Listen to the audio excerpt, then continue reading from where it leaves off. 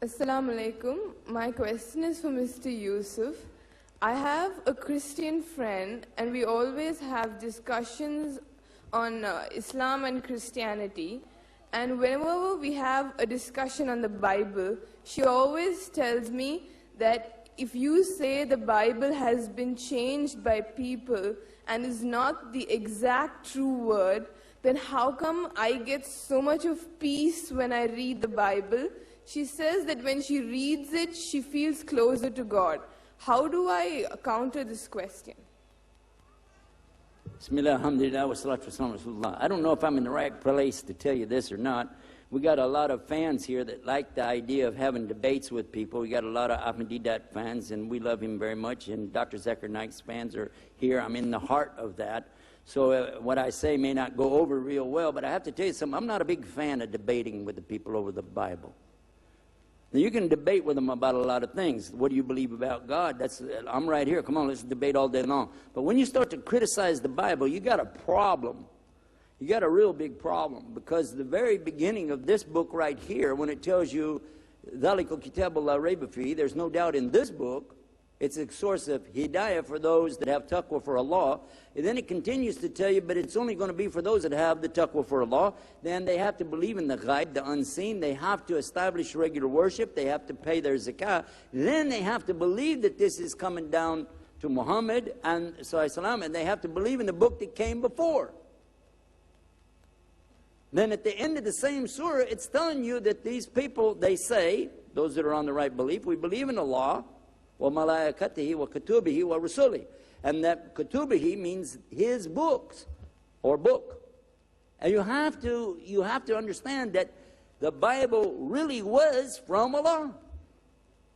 So if I criticize even maybe one or two words are still there from Allah, I would be criticizing Allah's word. It's not a good idea. I don't see that as being a good challenge to attack it, because a lot of what I understand today, I got from the Bible. And I found clarification and confirmation in the Quran. In fact, I continued my studies of the Bible in the Greek and in the Hebrew for 2.5 more years after I was a Muslim. I didn't stop until I completed my degree in it, because I just had something inside of me knowing that there's something here. And it finally came to me, and then I was able to put the Bible down and relax. I found out there really is no contradiction in the Bible, except where it contradicts itself. Duh. And when I realized that, I said, then the only way I'm going to understand the Bible is to go to the book without the contradiction. And it says in here about the unbelievers, haven't they considered if it was from other than Allah, they'll find within it many contradictions. Go ahead, find one. Go ahead. There's a clear contradiction here. I want you to listen real close to this contradiction. God is not a man. God is not the son of man. You hear that? Now that sounds like I'm reading out of Surah Ikhlas, doesn't it? Huh? Lam yalid wa lam yulad. It sounds like that, doesn't it? God is not a man, and God is not the son of man. That's in the Bible. That's in Numbers chapter 23, verse 19. I know you want to write that down for your Christian friend. Go and show them it's in the Old Testament, Numbers chapter 23, verse 19. Then take them up to the New Testament in Luke chapter 3, chapter 3, last verse, 38. Look at it. The last verse said Enos is the son of Seth. And Seth, which was a brother to Cain and Abel, Seth is the son of Adam, and Adam is the son of God. Who? Adam is the son of God. Now their argument will be, yeah, but that has a little s. And when we talk about Jesus, we use a big S. I got news for you. In the Semitic languages, which includes Arabic, Aramaic, Hebrew, there are no capital letters. There's no upper lowercase letters. So that's a moot point. It doesn't work. But what I suggest you to do is don't don't try to upset her. Let me explain why, the overall picture of this. If I'm going to debate with them and I finally convince them the Bible is not from God, if I did, well, I already give you the argument the other side, but if I said, okay, now what do you think? She said, I'll never pick it up again. I will never go to the Bible to find any peace again. I'm never going to do it. I'm totally away from it. Do you think that makes her a Muslim? That's not called a Shahada, is it? Is it? It sounded to me like she left something, but you didn't give her anything. So what I do is try to encourage them to read in the Quran. What do you think it is that she likes to read? I'll tell you what it probably is. She's probably reading Psalms. She could be reading out of Jeremiah. She could be reading Ecclesiastes. All of these have very good parables and teachings in there. Some are so much like the Sunnah of Muhammad sallallahu alaihi wasallam, you'd be surprised. The one in there about how do you worry about the speck in somebody else's eye when you have a log in your own eye is from the Sunnah as well as from the Bible. The one about the camel going through the door thing, again, the same thing. So a lot of the things, if you're going to criticize the Bible, you're criticizing the Quran and the Sunnah both. So I really encourage you to find what's good about what she says and encourage her to consider what Islam says, the same thing. The Bible says God is one. It says it real clear. So why do I want to argue with her about that? That wouldn't make sense. The example, chapter 12, verse 29 in Mark, they asked Jesus about, oh, good master, what's the greatest commandment? And he said, according to what survives of the Bible today, he tells them, know, O Israel. Because remember, according to him, he only came to the lost sheep of the tribe of Israel. Know, O Israel, the Lord thy God is one Lord. And you have to worship him with all your heart and all your love and all your might. So if this is a teaching that they have, what do I have that's different than that? Do I want to attack them on exactly... I convince them, put all that out of your mind, and then come over to me, and I'm going to reteach you the same thing again. That doesn't make any sense. And you're like cutting somebody off and sinking their ship and not giving them anywhere to go.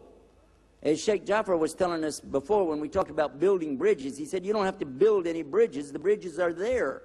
Just have to help the people clear the way to see that get on the bridge and come on over to Islam.